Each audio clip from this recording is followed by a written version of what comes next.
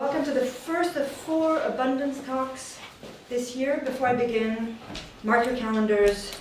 On December 5th, we'll host Daniel Immervar, Matthew Hunter, and Alec Beery for an event called Flammable Building. In the spring, we'll have 2 more, Plans on the Planet with John Levy and Courtney Bender on January 30th. And then we'll skip the whole of spring and go to April 17th for Sites on Earth with Sophia Roost and Yasmina El-Chami. The Abundance Talks and the Abundance Project associated with it comes out of the Buell's work on architecture and land, but turns our attention to the ecological aspects of sovereignty and to the role that building and land as a pair of concepts and as kind of tied historical realities have played in their elaboration. The title of today's event is Invasive Building, and it's chosen in part to counter a kind of misperception about what it means to write alternate histories or to tell alternate stories of architecture. And I'll just make a few comments on that. As critiques of imperialism have begun to permeate architectural discourse, the very positive effects of a kind of growing awareness that architecture participates in or has participated in imperial conquest, I think has been somewhat offset by a kind of historical and conceptual flattening. To put it bluntly, there's a tendency to say that all architecture is imperial and all building is invasive, to picture a kind of virginal earth or an innocent ground upon which settlement is imposed and architecture is constructed and nature is exploited by all means necessary to suit the logics of capital. And one of the goals of the theme of abundance is to recognize and address head-on the importance of the myth of natural plenty in the rise of what has come to be called American architecture. And more broadly, also, the contribution of the United States to the political ecology of modern imperial settlement, which appears to have been to lend a kind of material reality to the idea that political freedom obtains only in a world where land's apparent vastness corresponds to nature's apparently endless generosity. So from this project, we've drawn 2 main points which I think are germane to today's talks. First, that the brutal logic of capital required a lot of design of landscapes and buildings, and also a lot of ideas about landscapes and buildings, in order to be realized and in order for imperial governance to be aligned with In order to work for invasion, so to the point about whether all building is invasive, in order to work for invasion, buildings and landscapes needed to become conceptually invasive too. I'm just going to give you one illustration drawing from the history of the land that we're on, as we do at the Buell. The first written record of the island of Mannahatta is found in the journals of an English crewman named Robert Jewett. He wrote in his journal, the first thing he wrote in his journal was not, in the beginning was America. He wrote that in 1609 his ship suddenly found, he didn't write that they suddenly found a whole new land to settle. He just reported that the ship approached and they saw not land but a great fire. In other words, what the European colonists saw was a practice of ecological management whereby the Lenni Lenape set tunnel fires to ensure that the ground on the island would be ready for cultivation and food production and hunting in the spring.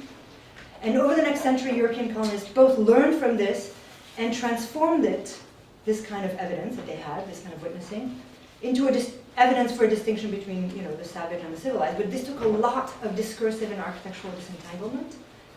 For example, they debated whether what they called fire in the country, these fires, constituted evidence of landed productivity or not, whether it could qualify as a kind of improvement. And in those debates, it was only after those who argued that burning and other ecological transformations did constitute a kind of improvement, which is to say something that you could use for economic and agricultural gain. After only that they tried and failed to argue that it was a kind of improvement because it could be used in the service of independence for the Americans from the British, that the distinction between natural ground and improvable land was made firm. And this invention of these kinds of ecological distinctions are always accompanied with more literal architectural inventions. So, for example, there's evidence that the earliest Dutch settlers lived in hovel huts and dugouts, and using architectural tools that are not too different from the ones that they witnessed indigenous people using when they encountered them.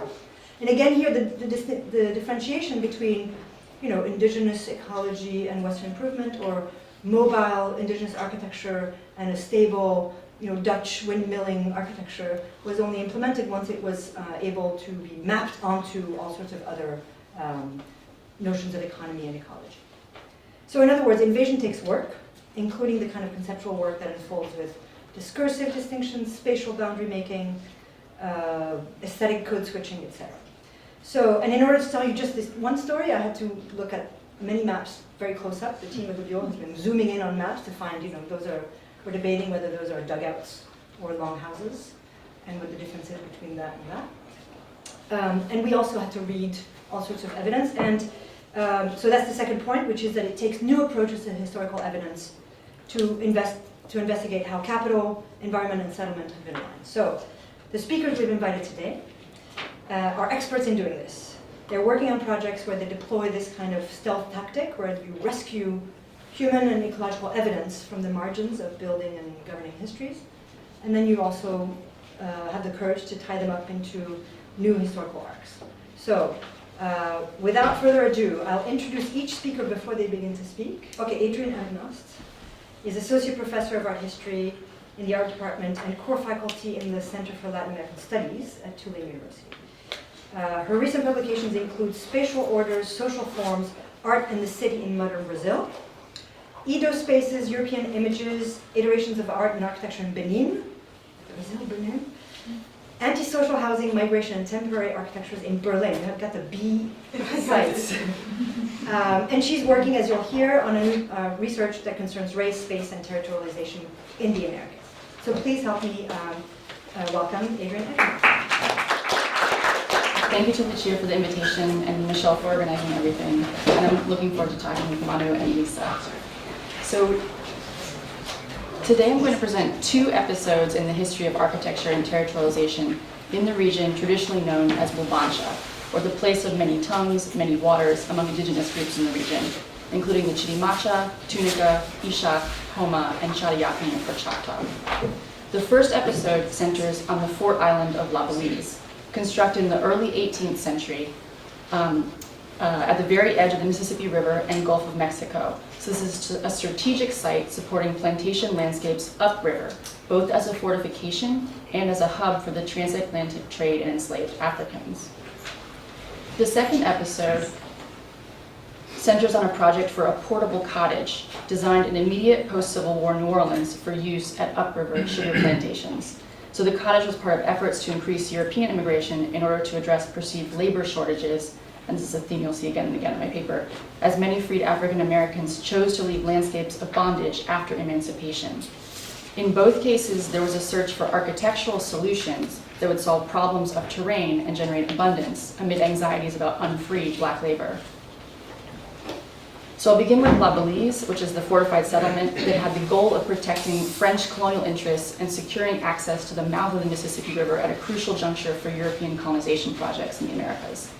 So in the late 1600s, the French are firmly entrenched in the Great Lakes region and New France, but had not yet affirmed control over that mouth of the Mississippi. So there are diverse indigenous groups populating the area. To the west was New Spain, and to the east lay the Spanish territory of Florida and British colonial enterprises in the mid and upper Atlantic seaboard, seeking to expand west and south. So this is a really kind of contested landscape at this period, or waterscape really. So just before 1700, as the French seek to maintain control over the Mississippi River, and thus over as much of the continent as possible, they begin colonizing the Gulf Coast, with settlements around Mobile, Biloxi, Lake Pontchartrain, Natchez, and for just a few years, Pensacola. It's kind of going back and forth, French-Spanish, but the Spanish take it. So in 1722, when New Orleans becomes the capital of the French Louisiana, colonial engineers on the ground and the Paris-based administrator of the Company of the Indies agree that it was necessary to establish a fort and battery on the island of La Belize to defend the entrance to the river for the emerging port of New Orleans. And here you can see this geography a little bit more closely. So these 2 decades, so the first 2 decades of the 18th century and the following one, were pivotal for Louisiana's emergence as a plantation economy. Throughout the first 20 years of the 18th century, slavery was already practiced in Louisiana, initially mostly indigenous slavery, but soon mostly African. And then the 1720s saw an amplification in both slave owning and trade in enslaved Africans to provide labor for the colony. So already in Mobile, so the capital of the colony moves as we go through time from Mobile to Biloxi to New Orleans in these first 2 decades of the 18th century. But already in Mobile in 1708, the colonial governor, Bienville, described attempting to establish trade with a small French boat from Hispaniola. And the idea was to barter enslaved indigenous people whom the Louisiana settlers were using as laborers to clear land for enslaved Africans coming from the Caribbean. So there's also a kind of pan-Caribbean, the New Orleans, Louisiana are kind of facing this direction as well. So thinking on a grander scale, also in the first decade of the 18th century, one of the Louisiana colonists held up the English colonies as an example where cultivation by enslaved Africans made large and rich plantations, and argued that if we wish to follow the practice of the English, it will be necessary for French ships to engage in the transatlantic slave trade to Louisiana. So by the time New Orleans becomes the colonial capital, 1722, there's already slavers bringing Africans from Senegambia and the Guinea coast to Louisiana. But there was this kind of constant push throughout the 1720s for more. If you look at the colonial records, like every other page is, please, we need more. And this was seen as a necessary condition for improving the colony, meaning fundamentally for this emergent plantation agriculture. In 1723, the Superior Council of Louisiana says we're going to go get indigo seeds from Saint-Domingue, and colonists responded that they wouldn't be able to properly cultivate indigo because of the lack of enslaved black labor. In the mid-1720s, a colonial administrator said that if we want to grow tobacco, we need to form a company to transport enslaved Africans to cultivate the crop. And in 1724, a colonial administrator seeking to inventory warehouse contents in Louisiana, or in New Orleans, complained that engineers had commandeered the labor of all the available free white workmen and enslaved black individuals. And one of the engineers' major projects was this fort island of La Belize. So from its beginnings, La Belize is imbricated in this broader plantation system that's being established, competing for laborers, but also a point of supply for enslaved black labor coming into the continent. So the fort enabled and is dependent on slavery in the region. And so here I'm showing you the position. This is all the way at the tippy tip end of Mississippi River where it meets the Gulf of Mexico. And you can see on this map, let me put the pointer here. It doesn't point to It doesn't the screen. point, okay. So this is the little La Belize here. And it may seem strange that the island has this name, the Beacon, before anything's built on it. But I think the even stranger issue is that the island doesn't quite exist at this point.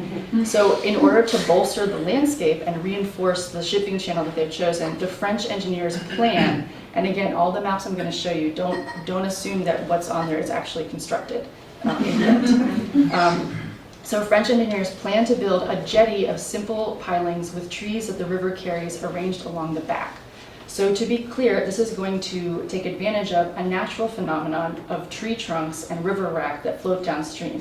So this is not the Mississippi, this is the Red River, a century and a half later, but this is the kind of thing that's just coming downstream constantly in the Mississippi. And you can also see it, in these maps. All those little sticks are basically giant trunks floating downriver. But the project also demanded extraction of ecological resources by colonists on the order of 2,000 cypress piles. And I tried to get a picture. This is, it's hard to get a sense of the scale. These could be up to 18 feet long by 12 inches by 8 to 12 inches in size. And each inhabitant of the colony was permitted to cut the wood in the nearest places to where they were settled. They would be paid for it, delivered to the water's edge, to the river's edge, near enough to be put on board a ship or to be made into rafts to float downriver.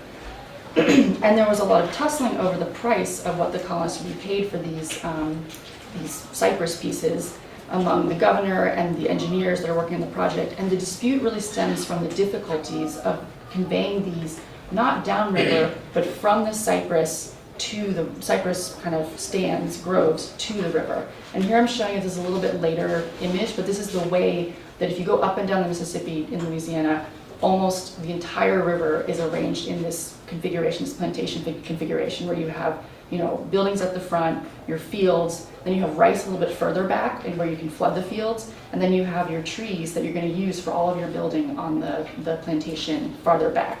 So the problem was there was this idea that it was difficult to bring all of these trees to the river. And colonists argued, again, this transportation process would require enslaved black labor that was in their view in short supply, in part because of these engineering projects. But the same year there was this kind of tussle. The first two ships carrying enslaved Africans from West Africa arrive at New Orleans and La Belize. They'd been coming in at Mobile and Biloxi earlier, but this was kind of the first point they're coming in, right at New Orleans and La Belize. And from that point, Belize would rely more and more on enslaved labor to construct the island itself, in addition to construction materials supplied by enslaved labor from upstream.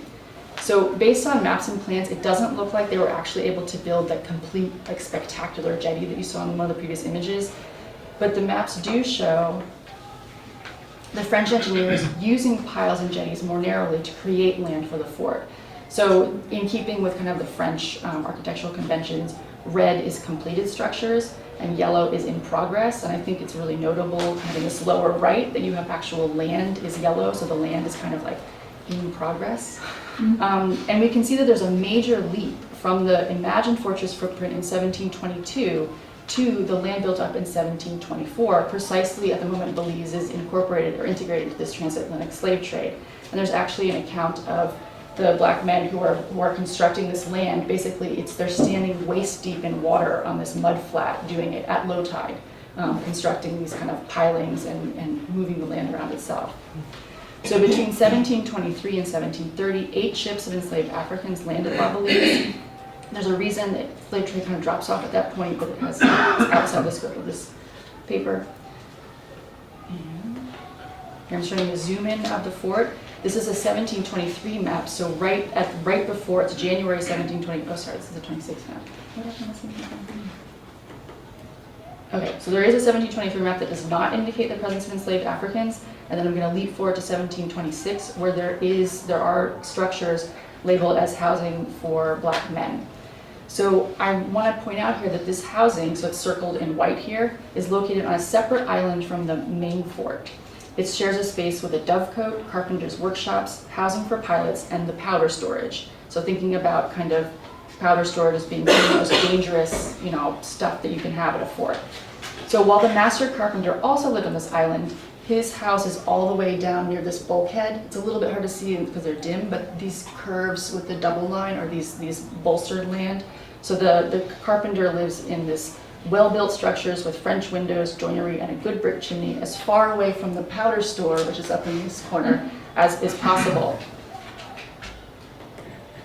So by 1731, however, these two initial fortified islands had been merged into a single landform.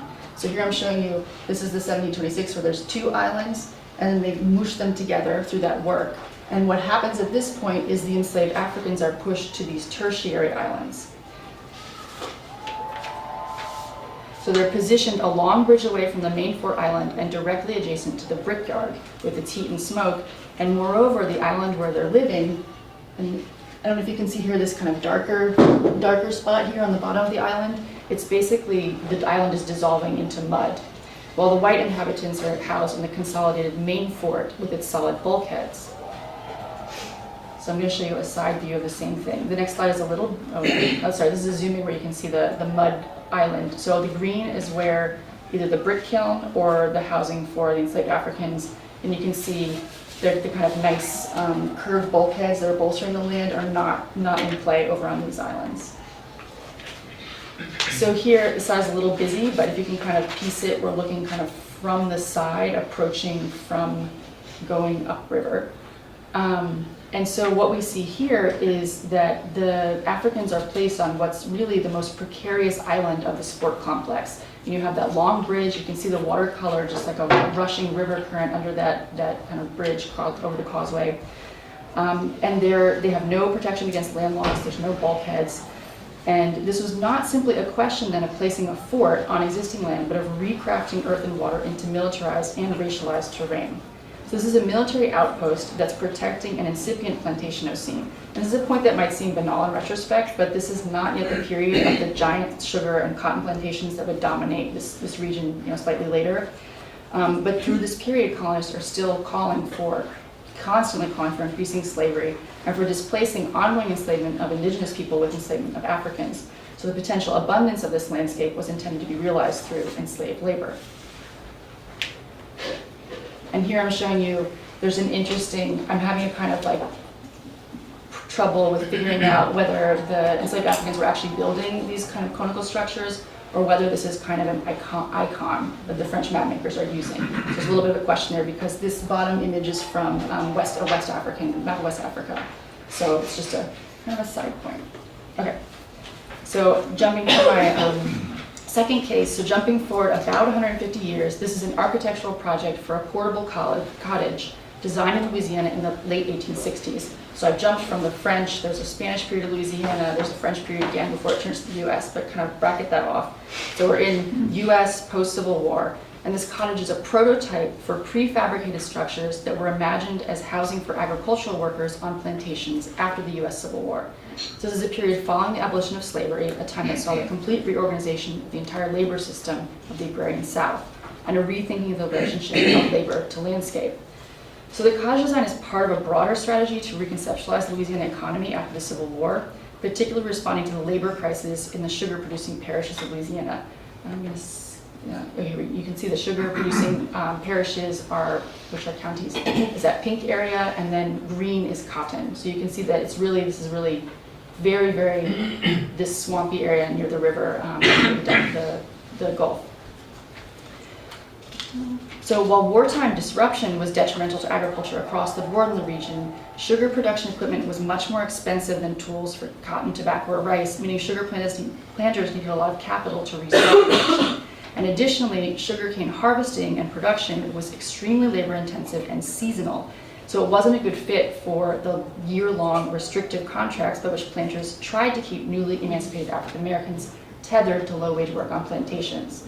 So newly freed men and women were trying to enter the competitive labor market, whether in agriculture or going to cities, and the state said, oh no, we have a labor crisis. So I'm just gonna skip through a couple of wordy slides and skip to this. So in a calculated effort to undermine the labor market that was emerging, Louisiana state government sought to boost immigration by European laborers and at certain points Caribbean Chinese laborers, which I won't talk about here today, who could ideally work cheaply. So as a recruiting tool, the state of Louisiana commissioned this partially prefabricated portable cottage as a prototype dwelling to exhibit at the 1867 Exposition Universelle in Paris within the category of low-cost and hygienic housing. So the cottage was constructed of Louisiana cypress, the same as La Belize, so the same kind of trees they were sending down the river, red cedar, and other local woods, and they filled it with Gulf South agricultural goods like cotton, tobacco, and sugar. So one way to think about this cottage is to trace its material links to the Louisiana landscape, its mobilization of natural resources, and the agricultural bounty of the region at a World's Fair as a calculated way to attract foreign investment. And they were hurting in the post-Civil War because Europe thought the entire South was burned, like Atlanta, and New Orleans was like, no, we're here, we're okay. We weren't burned because they got taken by the Union so early in the war. But this portable cottage also reveals the use of architecture as a way of encoding racialized identities in the face of social change, and its portability to propose new ways of thinking about labor. So while many landowners expected formerly enslaved African Americans to stay put on the plantations, tethered to the landscape, the portable cottage proposed that new working class immigrants from Europe would conversely be mobile, expected to never fully integrate into Louisiana, but always be following labor needs, so sort of a proto-gig economy we could think about. And the cottage's design itself reflected this ambiguity. The New Orleans Times-Picayune described 8 or 10 kinds of wood used to construct the cottage, a beautiful piece of work, with both in point of design and artistic finish, reflecting great credit upon architect and builder. A portico in front, supported by plain and fluted columns of oak, cedar, cypress, and yellow pine. The door, which is laid with alternate planks of red cedar and cypress, gives quite a happy cheer to the miniature building. So on the one hand, this choice of wood marks it as a working person's house because cypress was tended to be used for working class housing and mostly for its resistance to mold and rot. But the architectural style itself made strategic claims about the relationship of the cottage's inhabitants to social structures in the US. So what we see here is something, so this style of house or the style of building had specific connotations in the region where many older plantations were owned by French Creole families, meaning Louisiana families that can trace their lineages to French immigrants. And the French Creole families tend to live in these large arcaded houses with broad gallery roofs supported by slim columns. The main rooms are on the second story. Usually they're made out of heavy timber with a brick infill or in a mixture of mud, moss, and animal hair called bousillage. And this is not the style chosen for the portable cottage, even though the cottage's designer, the French-born Louisiana artist Adrien Persac, was well-versed in this style. So he makes these gouaches where you can see him kind of just producing images of all sorts of styles of housing from the French Creole. And here, just to note, the kind of housing for enslaved people with this side gable, which I'll come back to. And here you can see him, so he kind of has a repertoire, Persac, the designer of the cottage. He could have chosen a number of different styles. But he picks this one. And it's closer to the Greek Revival style, more common among recently arrived Anglo settlers in the region. And it also more closely resembles recent architectural trends for public buildings like the White House, seeming to proclaim the United States' emulation of an ideal of Greek democracy. So this is a style prevalent among slaveholders' houses, evoking the virulent aspects of slavery and the plantation economy. So another way of reading the cottage is as saying that newcomers from Europe would be entering the US with this promise of inclusion in US political life, living in these mini plantation houses that align them with white interests, even from their position in the laboring class. So notably, the designer and builders of the portable cottage were careful not to evoke the aesthetic of on the surface of the most common building on most plantations, housing for enslaved African Americans. So this portable cottage is different from the front gabled, or differentiated the front gabled Greek Revival housing for the proposed new white Louisiana labor force from these side gable housing that were more common among enslaved African Americans. And it would have starkly differentiated the social place of European immigrants from that of formerly enslaved African Americans. So I just want to reiterate that the portable cottage designer chose this particular architectural syntax to signify a specific racial identity. So the building is remarkable in that its forms are designed with this racialized conception of its inhabitants in mind. Like, white people will live here, so it must look like this. So it's almost like a miniature Greek temple elevating labor. At the same time, the proportions are nothing like these large plantation houses. It's a single foot, 22 by 15 feet, but also very high, 15 feet high, important in hot and muggy Louisiana. However, the layout more closely resembles the so-called shotgun house, which is a housing style characteristic of urban New Orleans. So even though it has this facade that's like a plantation house, the actual kind of layout, if we think about it, likely has roots in black communities in the Caribbean, especially Haiti. And notably in the wake of the Haitian Revolution, Louisiana experienced a wave of immigrants from Saint-Domingue. So even though the portable cottage is explicitly for white immigrant laborers, the designers and builders ultimately arrived at this sort of hybrid design with a spatial syntax rooted in African descendant housing developed in the Caribbean. So in this vision of the post-Civil War Louisiana, immigrants from Europe would propel Louisiana's economy without altering existing social hierarchies. Still crucially, the cottage's portability undermined newcomers' links to the land, denying them the ability to fully settle in one place. So kind of returning to where I started, La Belize is this military outpost and a catalyst for the plantation plantation economies, highlighting the interplay between built environments and the exploitation of land and enslaved labor in colonial Louisiana. So abundance is in the potentiality of mainland Louisiana terrain, achieved only through systemic oppression for the plantation economy in formation. So lands are bound to this economic system as its landscape is being formed. Conversely, the portable cottage is unbound from its terrains, set against the landscape as a fungible part of the plantation economy on the decline. Thank you. Thank you very much, Adrian. Amazing. Tons of questions. Our second speaker is Manu Karuka, who is assistant professor of American Studies and affiliated faculty in Women's, Gender, and Sexuality Studies at Barnard, where he has taught since 2014. He is the author of Empire's Tracks, Indigenous Nations, Chinese Workers, and the Transcontinental Railroad. He's also the co-editor of a special issue of Theory and Event titled Uncolonial Unknowing, and also the co-editor of The Sun Never Sets, South Asian Migrants in an Age of U.S. Power. Manu, take it away. I'm presenting from a larger talk that I first wrote for a post-colonial studies conference in Germany. And I presented it there a couple of years ago, and then I had a chance to present it again in Antwerp in September. So the initial audience for this is a European audience. So just keep that in mind. I once said Israel is a villa in the jungle, reflected former Israeli Prime Minister Ehud Barak last November. Inside your villa, you can enjoy your jacuzzi, classical music, whatever you like. When you step outside, you should be ready to pull the trigger or not survive. But now it has become worse. You can be slaughtered inside your villa. Almost 3 decades earlier, Barak had described Israel as a modern and prosperous villa in the middle of the jungle, a haven of stability amidst a chaotic region, its safety won by constant vigilance at its borders. In 2015, while announcing the construction of a fence at the Jordanian border, Netanyahu mused, I'll be told this is what you want, to protect the villa? The answer is yes. We'll surround all of the state of Israel with fences and barriers?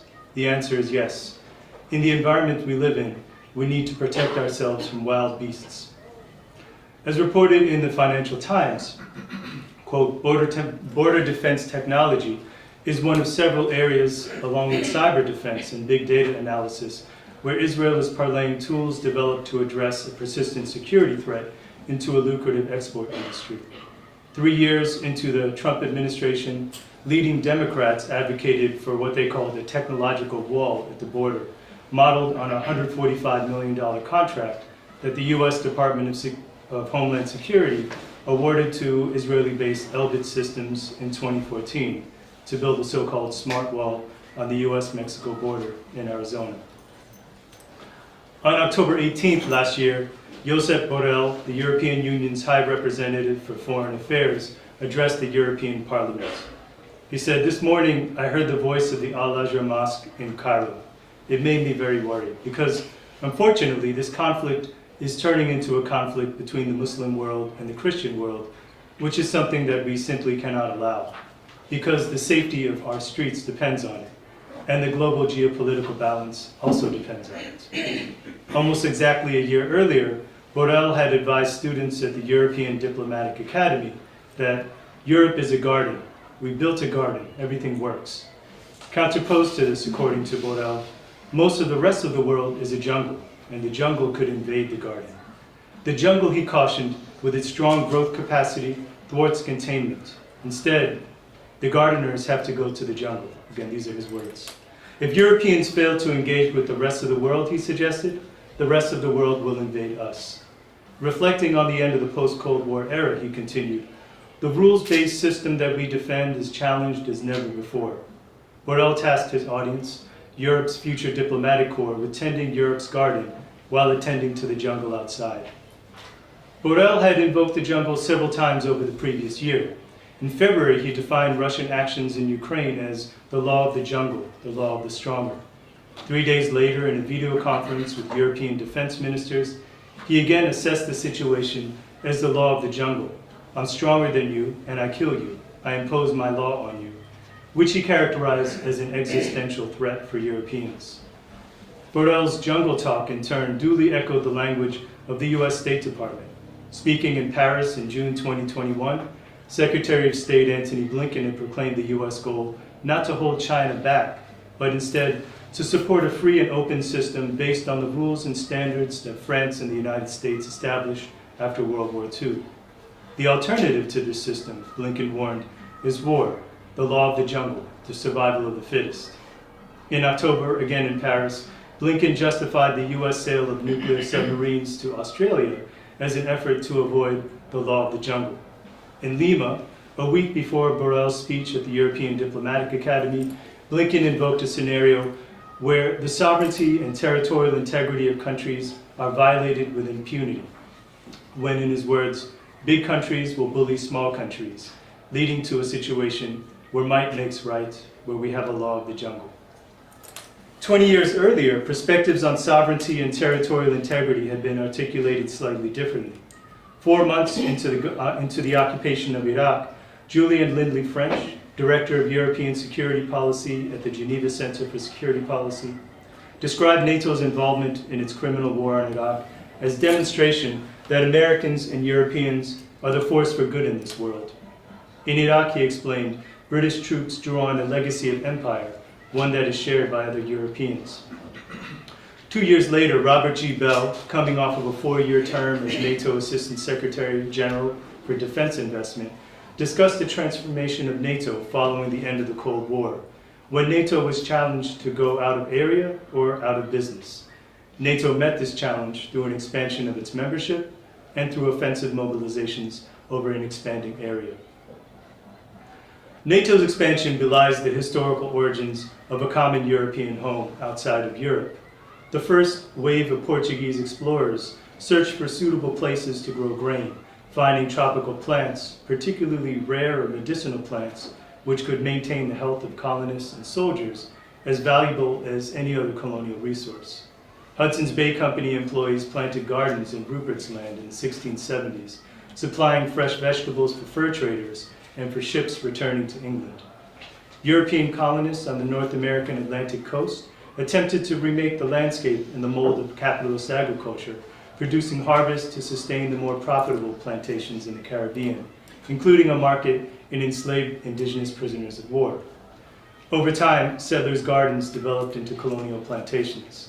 By the 1830s, the era of Indian removals and the corresponding expansion of plantation slavery in southeastern North America, the English East India Company classified forests in Assam as wasteland and jungle, converting massive tracts into privately owned tea estates, evicting indigenous peoples while importing workers and subjecting them to severely restricted mobility, physical violence, and forced reproduction. Emissaries of British colonialism began to organize a regional economy of opium in their northern Indian colonies by the end of the 18th century. For much of the 19th century, opium followed land as the main source of colonial revenue, constituting the seed capital for major British mercantile, banking, and insurance companies operating in Asia to this day. Colonial institutions regulated the cultivation, packaging, and pricing of opium. Almost 1.5 million rural households tended poppies, primarily members of oppressed caste communities sharecropping small tracts of land. They grew opium at a loss. The crop devoured prime agricultural land, water, fertilizer, and hand labor, while several thousand men, women, and children processed the harvest in factories along the Ganges. Botanic gardens coordinated the identification, transfer, and industrial cultivation of plants for imperial profit. Officials at Kew Gardens organized the transfer of cinchona trees, the primary source of the anti-malarial quinine, from the Andes to India, stabilizing the availability of combat-ready British troops in the immediate aftermath of the 1857 Indian Rebellion. Convicts cleared and worked Indian cinchona plantations under debt bondage, while the colonial government strictly controlled the distribution of their harvest. Rainforest trees in Indonesia and Malaysia supplied raw material for gutta percha, the gum used to coat underwater cables, tapped to the edge of extinction to facilitate nearly instantaneous financial and counterinsurgency operations across the oceans. Nathaniel Britton, founder of the New York Botanical Garden, championed what he called the Botanical Monroe Doctrine, collaborating with US-owned sugar, fruit, and railroad corporations to support policies that replaced Puerto Rican swidden agriculture with commercial forestry of rubber and mahogany. Europe's gardens had long reflected these changing dynamics in its colonies. On the eve of the French Revolution, critics of feudalism derided the artificiality of aristocratic gardens as exemplary of the artificiality of monarchy itself. To build Versailles, engineers had razed towns, dug up cemeteries, transplanted thousands of trees, and redirected water supplies. Through rituals and pageantry in these gardens, independent princes transformed into courtiers, captured in a courtly culture that was then aped across Europe. The British landscape garden took shape during a period of parliamentary struggle between large landowners and a rising commercial elite, its wealth largely deriving from Caribbean plantations, East India Company business, and military service. Landscape gardens presented an idealized natural purity through the destruction of trees, buildings, and whole villages, scrubbing any sign of industrial activity from view, obscuring the increasingly private control over land with the appearance of open, flowing vistas. Subcontracted gangs of starving English weavers who had lost their own gardens and their independence to the industrialization of weaving raised these gardens using the most rudimentary hand tools. The fruits of their labor would inspire a fashion for English gardens among the European aristocracy. Across English cities, the conversion of hereditary estates into public parks marked the transfer of power from the landed aristocracy to a new urban aristocracy. Parks asserted the sovereignty of the urban bourgeoisie, a class jealous of its prerogatives to secure possession and protect its investments. The Manchester City Council, establishing Heaton Park, took away working people's rights to cross the grounds on their way to work. Working class struggles connected access to parks, which were open during daylight hours, to struggles over the working day.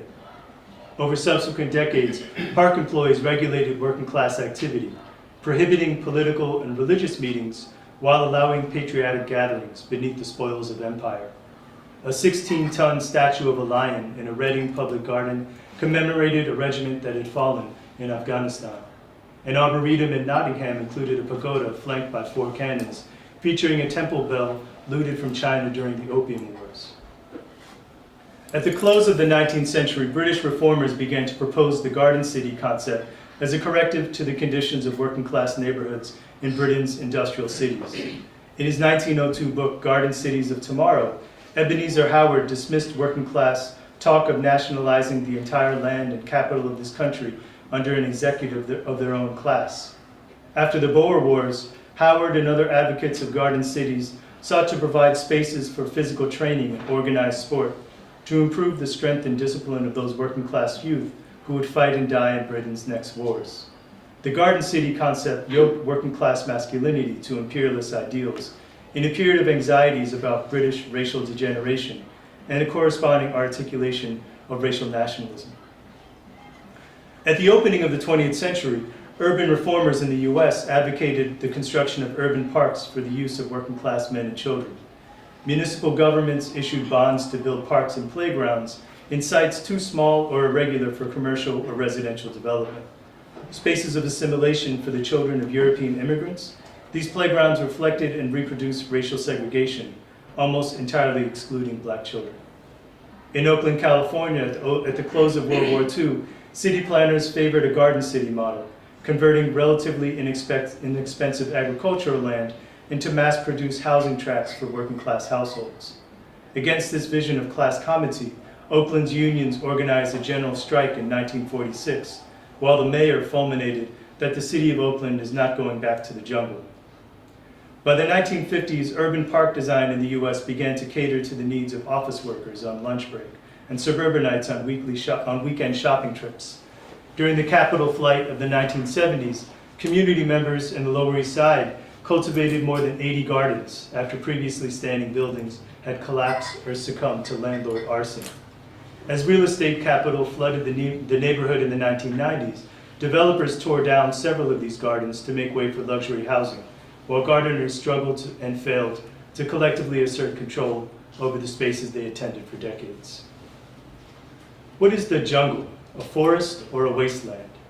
At a November 2022 event in Finland, Ursula von der Leyen described Europe's forests as ecological, economic, and cultural repositories, before shifting geographies to remark that more than 25% of our medicines originate in rainforest plants.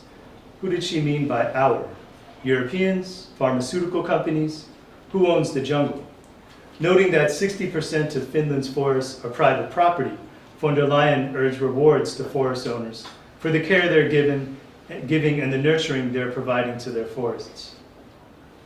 Amidst the 19th century fashion for landscape gardens in England, British aristocrats engaged in big game hunts in Nepal and on the North American plains, writing about their experiences with a mixture of wistfulness for a pre-enclosure landscape in Britain, alongside a racist disregard for their hosts.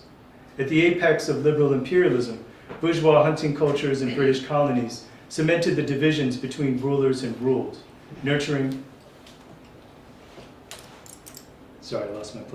employing rifle skills developed while hunting elephants and tigers against anti-colonial insurgents.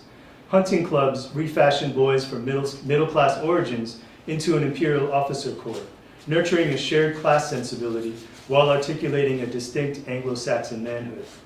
These cultures continued during the gloaming of the British Empire. From 1948 to 1960, the British Royal Air Force bombed the Malaysian rainforest, and British Special Forces hunted insurgents as part of anti-communist operations, attempting to reinstate British colonial power after the defeat of Japanese imperialism. British military authorities penned over 500,000 Chinese farmers and another 500,000 Chinese tea plantation and tin mine workers into barbed wire ringed villages. Disease, malnutrition, and enforced idleness in these camps drove many to flee deeper into the jungles, towards the struggle against imperialism. British forces balanced propaganda efforts with efforts to improve their kill rates, dropping chemicals on settlements and crop areas before abandoning these tactics as costly and ineffective. A decade later, Vietnamese medical specialists researching unusual symptoms of soldiers on the Ho Chi Minh Trail began to uncover a US chemical warfare program. Survivors recalled the silence after the spraying. First insects, and then small birds and frogs fell quiet. Then monkeys dropped from trees. Flocks of chickens and ducks died. and dead fish floated to the surface of ponds.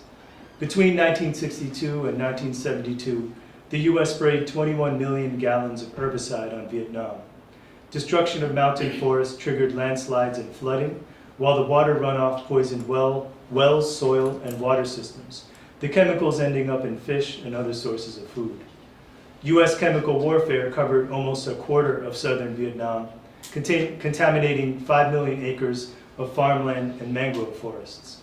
DuPont, Dow, Monsanto, American Cyanamid, Union Carbide, and Allied, which had enjoyed record profits since the end of World War II, manufactured a poisonous rainbow of 12 chemicals coated by colored bands around their containers. Of course, orange is the most well-known. Arsenic compounds destroyed rice, and other chemicals targeted maize, sweet potatoes, and bananas. Who pays the cost of this crime? Hundreds of thousands of liters of poisonous chemicals remain unaccounted for, while hazardous levels of dioxin linger in Vietnamese soil and water. Exposure to the chemicals disproportionately affects women, causing cancer, multiple myeloma, and spina bifida. 3 generations after the war, Vietnamese children continue to suffer astronomical rates of brittle bone disease, epilepsy, and cerebral palsy. Nearly every community in the country maintains a care facility dedicated specifically to treating the after effects of the poisons. Researchers estimate somewhere between 2.1 and 4.8 million Vietnamese victims of the U.S. chemical warfare program. Where might makes right, as Antony Blinken fretted, we have the law of the jungle. The international patent system originated as a system of special privileges conferred by European monarchs. Born in the interrelation of European piracy and industrialization, patents now channel rent payments from weaker to more powerful states.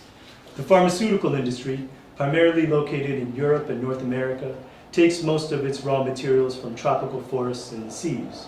Companies based in the US, Japan, and the European Union hold almost all biotechnology patents on genetic resources of tropical origin. Indonesia stopped sending samples of the H5N1 virus to the WHO in 2007, arguing that under the current system, vaccines produced with the use of these samples remain unavailable to countries of the global south. In October 2020, a coalition of southern countries led by India and South Africa proposed an intellectual property waiver to expand production of COVID-19 vaccines in order to make vaccines accessible to poorer nations, meeting unified opposition from the US, the UK, Japan, and the European Union. The US reversed its opposition in spring 2021 amidst howls about a national security risk from the pharmaceutical lobby. The European Union settled the matter by refusing to alter its stance. After a half-century of intense urbanization, Brazil's landless workers movement, MST, formed to combat the rural poverty, hunger, and malnutrition that had been intensified by government policies to establish large agricultural estates. Where environmentalists in wealthy countries concentrate on animals or the defense of forests, MST leader João Pedro Stadil argued here in the Third World, humans are the living beings most at risk. During the first few decades of the Brazilian military dictatorship, agricultural companies turned to contract production, forcing small farmers to adhere to strict guidelines, including mandated purchases of engineered seeds and fertilizers. Microcredit programs under World Bank auspices facilitated these shifts. Rural workers depend on employment in plantations, marked by very low pay and treacherous working conditions, with children as young as 8 years old cutting sugarcane for wages. The political and economic transformations of preceding decades had empowered traditional landowners, a class, according to Sediles, characterized by its archaic outlook and its willingness to inflict violence. The current economic and ecological crisis, Stadil insists, reflects the promotion of deeply antisocial values, including consumerism, egoism, and individualism, feeding a crisis in the values that guide behavior in society. MST addresses the immediate concerns of working people in the countryside while drawing them into a real school of the class struggle. MST's vision can be counterposed to Rudyard Kipling's 1911 poem, The Glory of the Garden, which thematically joins nationalism, masculinity, and class collaboration. England appears in the poem as a landscape garden, full of stately views, delineated by clear borders. Kipling's English garden provides work for all men, regardless of their strength or intelligence. Garden laborers follow orders without noise, while half the proper gardener's work is done upon his knees. Work in this garden is a form of prayerful submission to others who have the rights or the capacity to govern. Scholars researching the recent neo-Nazi movement identify a fixation on white replacement in supposedly white territories. Prior to 2012, the Greek fascist movement Golden Dawn deployed anti-immigrant vigilante violence in Athens as a means to gather political momentum. In October 2016, French authorities demolished the makeshift refugee camp on the outskirts of Calais, known as the Jungle, where over 10,000 people lived, many of them seeking refuge after NATO operations in Libya and Syria. The camp itself, built on top of an environmentally contaminated landfill, had grown out of a series of closures and demolitions of refugee centers and camps, going back to 2002. State authorities permitted NGOs to provide food, hot showers, and basic medical care, but prevented the construction of permanent housing, forcing asylum seekers to piece together makeshift shelters. British media broadly characterized the camp's proximity to the UK as a threat, a jungle rape camp, governed by the law of the jungle. Asylum seekers outside the camps described being hunted by the police, looking for safety deep in the forest at night. Fascists and police would order migrants to get back to your jungle. While racist discussions of the camps and their residents fertilized the growth of fascist movements in the UK and France, French authorities justified the demolition of the camp as an end to the law of the jungle. Last year on December 17th, then UK Prime Minister Rishi Sunak, addressing a far-right gathering in Rome, suggested that migration threatened to overwhelm European countries, necessitating changes in international human rights laws. Our enemies, he warned, will see how unable we are to deal with this, and so they will increasingly use migration as a weapon, deliberately driving people to our shores to try to destabilize our societies. We have built a garden, Borrell trumpeted at the Diplomatic Academy, where everything works. Can the European garden pay its debts to the world's jungles? As Karl Liebknecht said before the Prussian House of Deputies in 1912, it is easy to clear a forest, to dry out a lake. It is easy to devastate a landscape and to disfigure it, but it is tremendously difficult to make amends. Who owns the forest? As Raymond Williams noted, while the modern English middle-class tradition had idealized peasants, the same tradition has consistently viewed the peasants and plantation workers of the tropics through the lens of savagery followed by terrorism. Writing as the last US military units completed their ignominious retreat from Vietnam, Williams insisted that independent development, a genuine project of national sovereignty, which has to be bitterly fought for, offers the only chance of any possible growth in the interests of the majority. Thanks.